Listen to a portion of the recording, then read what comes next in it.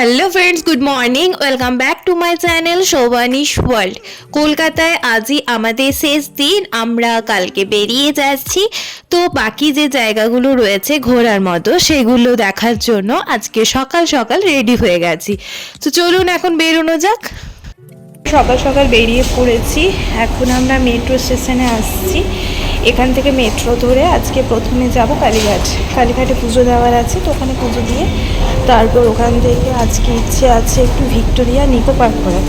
যদি সময় না হয় তাহলে নিকো পার্কটা যাবো না, আর যদি সময় হয়ে যায় তাহলে নিকো পার্কটা যাবো। ভিক্টোরিয়াটা তো অবশ্যই যাবো। চলো তাহলে যাওয়া যাক এখন। ওই যে মেট্রো স্টেশনে এসে মিস্টার ঘোষ ওখানে গেছে টিকিট কাউন্টারে টিকিট কাটার জন্য। তো ওখানে টিকিট কাটা হয়ে গেলে আমরা চলে যাব স্টেশনে, মানে প্ল্যাটফর্মে, যে প্ল্যাটফর্মে আসবে। তো এইভাবে কিন্তু টিকিটটা টাচ করে আমাদের কিন্তু গেটটা খুলে নিতে হবে মেট্রো স্টেশনে। এটা আমিও প্রথমে জানতাম না, মিস্টার ঘোষ আমায় শিখিয়েছে। তো আপনাদের সুবিধার্থে আমিও আপনাদের সাথে একটু শেয়ার করলাম। মেট্রোয় আজ ভিড় দেখুন, প্রচণ্ড ভিড়। আজকে যেহেতু একটু বেলা করে ফেলেছি, কালকে তো আরও সকাল সকাল বেরিয়েছিলাম দক্ষিণেশ্বর দর্শনের জন্য, তবে কালীঘাট দর্শনের জন্য আজকে কিন্তু আমরা অনেকটাই লেট করে ফেলেছি। তাই মেট্রোতে বিশাল ভিড়, কারণ এখন তো অফিস টাইম হয়ে গেছে, সবাই অফিস যাচ্ছে। যাই হোক, কোনো রকমে দাঁড়িয়ে দাঁড়িয়ে চলে এলাম, যেহেতু মেট্রোতে একটু তাড়াতাড়ি পৌঁছে যায়, সমস্ত জায়গা বেশিক্ষণ সময় লাগে না, তো সেজন্য কোনো অসুবিধা হয়নি। যাই হোক, এখন চলে এসেছি কালীঘাটে। একটু হাঁটার পরে, মানে মেট্রো স্টেশন থেকে মোটামুটি 5-7 মিনিট হাঁটলে কালীঘাটে চলে আসা যায়। ওখানে জিজ্ঞাসা করলে পেয়ে যাবেন লোকাল কাউকে, বা গুগল ম্যাপতে রয়েছে। যাই হোক, এখানে এসে আমরা একটা দোকান থেকে পুজো কিনে নিলাম। পুজো কেনার পর আমরা চলে গিয়েছিলাম মন্দিরে। তবে হ্যাঁ, আমাদের দুঃখের বিষয় একটাই যে আমরা মন্দির গিয়েও কিন্তু মন্দিরে দর্শন পেলাম না। যেহেতু মন্দিরে এখন কাজ হচ্ছে, তো মন্দিরটা পুরোটাই ঘেরা ছিল, তাই মন্দিরটা আমাদের দর্শন হলো না। তবে মায়ের দর্শন আমাদের কিন্তু খুব ভালোভাবে হয়েছিল। হ্যাঁ, ভিড় ছিল বটে, তবে কিন্তু লাইনে দাঁড়িয়ে থেকে মায়ের দর্শনটা কিন্তু ভালোভাবে পেয়েছিলাম, তাই আর কিছু মনেই হলো না। তো যাই হোক, আমাদের লাইনে দাঁড়িয়ে বেশিক্ষণ কিন্তু সময় লাগেনি, মোটামুটি 1 ঘন্টার মধ্যে আমাদের পুজো পুরোপুরি কমপ্লিট হয়ে গেছিল। তবে মন্দিরের ভেতরে পুরোপুরি স্ট্রিক্টভাবে বন্ধ ছিল ভিডিওগ্রাফি বা ফটোগ্রাফি, তবে ওই লুকিয়ে লুকিয়ে জাস্ট একটু বাইরেটাই ফটোগ্রাফি করলাম। তো পুজো আমাদের ডান, আমরা চলে এসেছি বাইরের রাস্তাটার দিকে। তো এসেই দেখি একটা দোকান রয়েছে জল খাওয়ার মতো, তো সেখানে আমরা এসে রয়েছি, আর এখানে প্রচুর ভিড় রয়েছে দেখুন। তো আমরা এখানে অর্ডার করেছিলাম গ্রিন কচুরি আর তার সাথে ছোলার ডাল।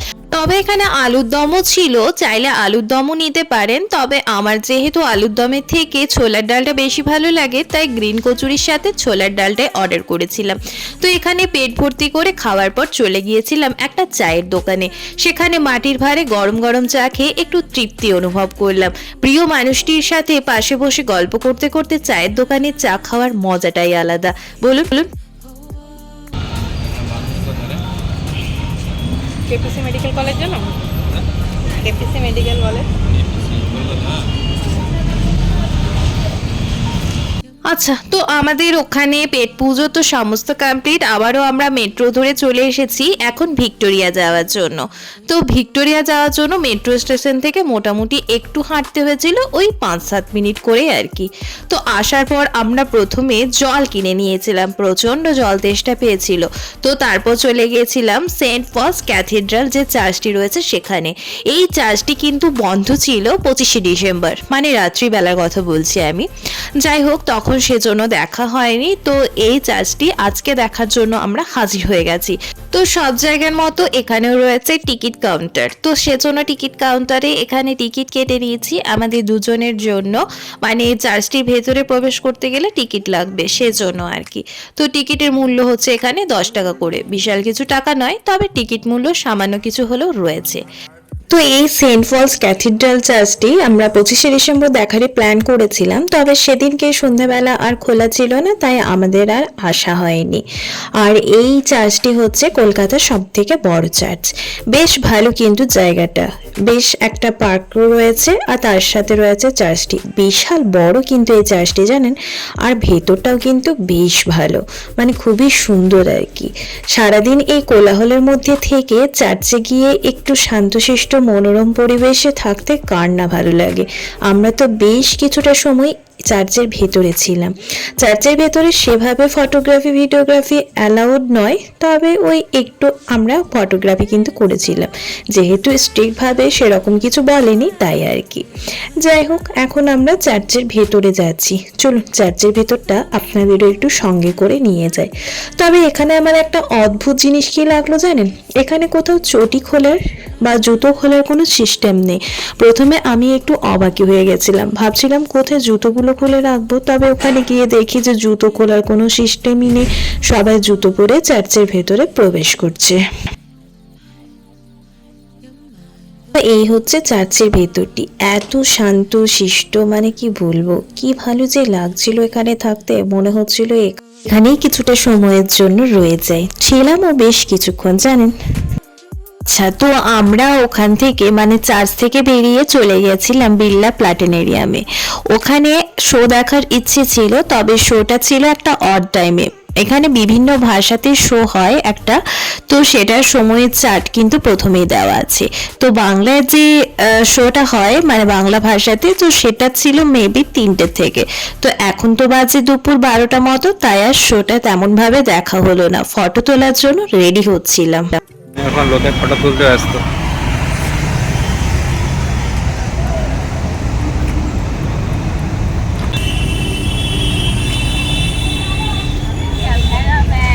অন্য যে যারা ফ্যান প্ল্যানেটেরিয়ামে যেহেতু শো দেখিনি, তাই আমরা ওখান থেকে বেরিয়ে গেলাম ভিক্টোরিয়া যাওয়ার উদ্দেশ্যে।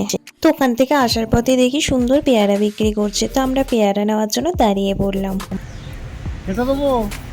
হ্যাঁ কত হচ্ছে? গাড়ি হলো আমরা 35। কেটে দিন, আগে দোকান আর একটু কেটে দিন।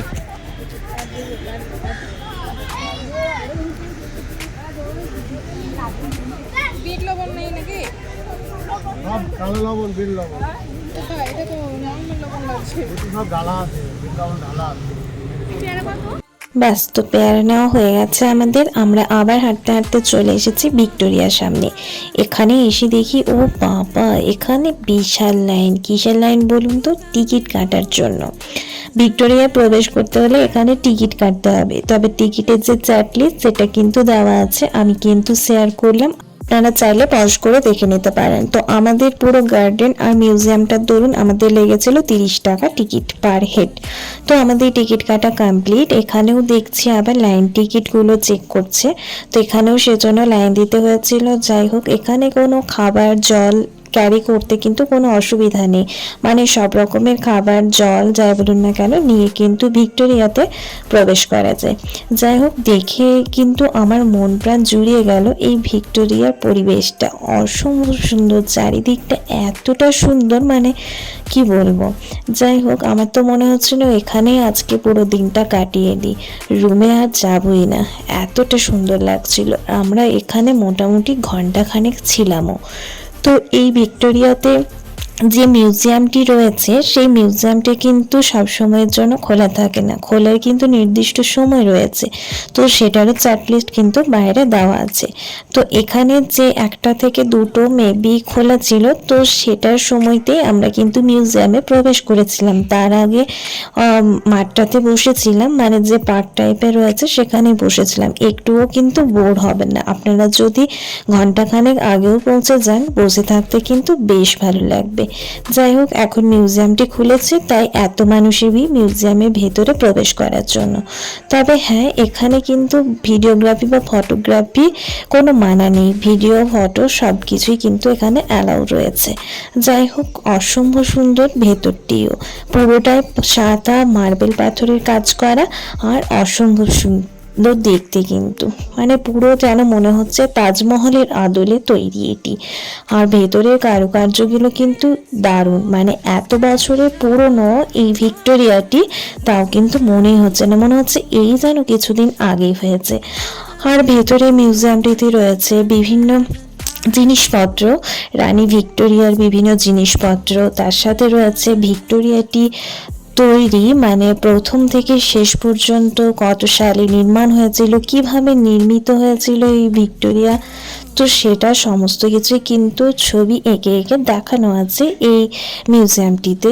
কিন্তু সংরক্ষণ করা রয়েছে। তো এগুলো দেখতে বেশ ভালোই লাগছিল। তার সাথে তো কারুকার্য তো প্রথমেই বললাম, আর রানী ভিক্টোরিয়ার একটা স্ট্যাচু রয়েছে, আর তার সাথে রয়েছে বিভিন্ন ধরনের জিনিসপত্র, মানে রানী ভিক্টোরিয়া ব্যবহৃত বিভিন্ন জিনিসপত্র, ওনার আমলে ব্যবহৃত জিনিসপত্র, ওনার কিছু নীতিকথা, এইসবই কিন্তু রয়েছে। অসম্ভব ভালো লাগছিল দেখতে। আর এই মিউজিয়ামটি পুরো ঘুরে কমপ্লিট করতে আমাদের সময় লেগেছিল প্রায় 45 মিনিট মতো। মানে যতই তাড়াতাড়ি ঘুরুন 40 মিনিটের নিচে কিন্তু ফিরতে পারবেন না। ওপরেও কিন্তু রয়েছে বিভিন্ন হলঘর, আর সেখানে রয়েছে স্বাধীনতা সংগ্রামীদের জীবন কথা, এইসব আর কি। আর এখানে এর সাথে রয়েছে বিভিন্ন রাইফেল, বন্দুক, পিস্তল, তার সাথে রয়েছে রানী ভিক্টোরিয়ার ব্যবহৃত পিয়ানোটিও সংরক্ষণ করা রয়েছে। এই দেখুন সেই পিয়ানোটি এখনো এতটা সুন্দরভাবে সংরক্ষণ করা রয়েছে, মানে কি বলবো। যাই হোক, আমি তো দেখেই অবাক। তারপর তো আগেকার দিনে যে গানগুলো ছিল সেগুলো তো রয়েছে, রাইফেল, এইসব বিভিন্ন ধরনের জিনিস কিন্তু এখানে সংরক্ষণ করা রয়েছে। মানে আমরা যে জিনিসগুলো চোখে দেখিনি সেগুলো কিন্তু এইসব মিউজিয়ামের জন্যই কিন্তু দেখতে পাই। এই দেখুন এখানে ক্লাইভের একটা স্ট্যাচু রয়েছে সুন্দরভাবে। এইসবই রয়েছে আর কি এই ভেতরটিতে। সুন্দর লাগছিল সব কিছু মিলিয়ে। আর আমাদের না দেখা জিনিসগুলো এভাবে দেখছি, এটাই ভালো লাগছে। It's so special. All I feels when I'm with you. You got me doing things I never thought I'd do. Just so you know, ain't কত মানুষের ভিড় দেখছেন এখানে, প্রচুর মানুষের ভিড়। সবাই হলিডে পেয়েছে এই 25 ডিসেম্বর থেকে, তো সেজন্য প্রচুর মানুষ কিন্তু বেড়াতে এসেছেন। এখন দেখি প্রত্যেকটা মানুষই ভ্রমণ পিপাসু, মানে একটু ছুটি পেলেই একটু মন ভালো করার জন্য সবাই চলে যায় বেড়াতে, ঠিক আমাদের মতো। এই দেখুন ব্রিটিশ আমলে ব্যবহৃত রাইফেলগুলো। ব্যাস ওখানে আমরা মিউজিয়াম দেখা কমপ্লিট করে আবার চলে এসেছিলাম মাঠে। তো তখন মোটামুটি বিকেল হয়ে গেছিল। তো বিকেলবেলা কি সুন্দর লাগছে দেখুন ভিক্টোরিয়া মাঠটি, অসম্ভব ভালো লাগছে। আমরা তো বসে বসে ঘন্টাখানিক সময় পার করে দিলাম। হ্যাঁ, তো এই বসে বসে একটুও কিন্তু বোর হয়নি জানেন, এতটা ভালো লাগছিল। বিভিন্ন মানুষের সাথে আলাপ, বিভিন্ন মানুষের কাজকর্ম দেখা, কিছুটা হাসিও পায়, কিছুটা বিরক্তিও লাগে। তার সাথে তো ওয়েদারটা অসম্ভব সুন্দর ছিল, চারিপাশের যে পরিবেশ সেটাও কিন্তু বেশ ভালো লাগছিল। আর এখানে দেখি সবাই দুপুরবেলা লাঞ্চগুলো কিন্তু এখানে ক্যারি করে নিয়ে এসেছে, একটা পিকনিক টাইপে এখানে মাঠে বসে বসে খাচ্ছে, আর সময় কিন্তু পেরিয়ে যাচ্ছে। মানে লাঞ্চ করতে করতে টাইমও স্পেন্ড করা হচ্ছে, আর তার সাথে একটা পিকনিক টাইপেরও লাগছে। চলুন, অনেকটা সময় বয়ে গেছে, এখন মোটামুটি 3:30 মতো বাজে। চলুন, অনেকক্ষণ খাওয়া না খাওয়া অবস্থায় রয়েছি, এখন বেরিয়ে কিছু খেয়ে নিয়ে রুমে ফিরবো। তো এখন ভিড়টা দেখুন, টিকিট কাউন্টার থেকে এদিকে প্রবেশের জন্য, মানে ভিক্টোরিয়া আসার জন্য ভিড়টা দেখুন, একদম উপচে পড়া ভিড়। মানে যে পরিমাণ ভিড়ে আমরা এসেছিলাম ভিক্টোরিয়া, তার থেকে মনে হচ্ছে দ্বিগুণে না তিনগুণ, মানে অসম্ভব ভিড় হয়ে গেছে। দেখুন ওই পাশটায় দেখেই বোঝা যাচ্ছে কত মানুষ এখনো প্রবেশ করছে। বেশিক্ষণ খোলাই থাকবে না, মোটামুটি 5টার মধ্যে মনে হয় বন্ধ হয়ে যায়। যাই হোক, আমরা বেরিয়ে ভিক্টোরিয়া মাঠের উল্টো দিকটাতে যে দোকানগুলো রয়েছে সেখানে আমরা এসে দুটো এগরোল অর্ডার করি, আর 40 টাকা করে নেয় এগরোলগুলোতে। এগরোল খেয়ে এখন রুমে ফিরবো। তো সেই সকাল থেকে বেরিয়েছিলাম, এই মাত্র জাস্ট বাড়ি ঢুকলাম, মানে রুমে এলাম আর কি। তো এখন বাজে 4:30 মতো, মানে 4:30 মতো। তো এখন একটু ফ্রেশ হয়ে রেস্ট করব। তো তারপর আবার সন্ধ্যাবেলা, মানে ওই 6টা 6:30টার দিকে একবার এই ধর্মতলা বাস স্ট্যান্ডে সামনে যে বাজারটি রয়েছে সেই বাজারটি, আর দেখি যদি ইচ্ছে আছে একটু ভেতরের দিকেও বাজারগুলো একটু যাওয়ার, তো সেই বাজারটাই একটু যাব। যেহেতু কালকে সকালবেলা, মানে কালকে তো হচ্ছে 28 তারিখ, আর কালকে সকালবেলা আমরা বেরিয়ে যাচ্ছি, তো সেজন্য যাবতীয় যা কাজ আজকেই করে নিতে হবে। তো ঘোরা মোটামুটি আমাদের যেগুলো টার্গেট ছিল সেগুলো কমপ্লিট হয়ে গেছে, তবে নিকো পার্কটা যাইনি। নিকো পার্কটা অনেকটাই দূর আর রুটটা অনেকটা চেঞ্জ করতে হতো, তাই আর নিকো পার্কটা গেলাম না। জাস্ট ভিক্টোরিয়াটা ভালো লাগছিলো, ভিক্টোরিয়াতে অনেকক্ষণ বসেছিলাম, বেশ ভালো লাগছিলো জায়গাটা। যাই হোক, তো চলুন এখন একটু ফ্রেশ হয়ে একটু রেস্ট করি, কারণ এই কন্টিনিউয়াস 3 দিন ধরে হাঁটা চলা করার পর পাগুলো আর পা নেই। যাই হোক, চলুন একটু রেস্ট করে নিই।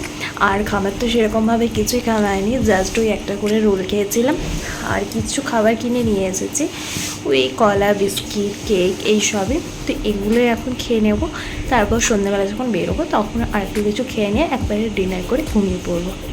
চলুন তাহলে এখনকার মতো এইটুকুই।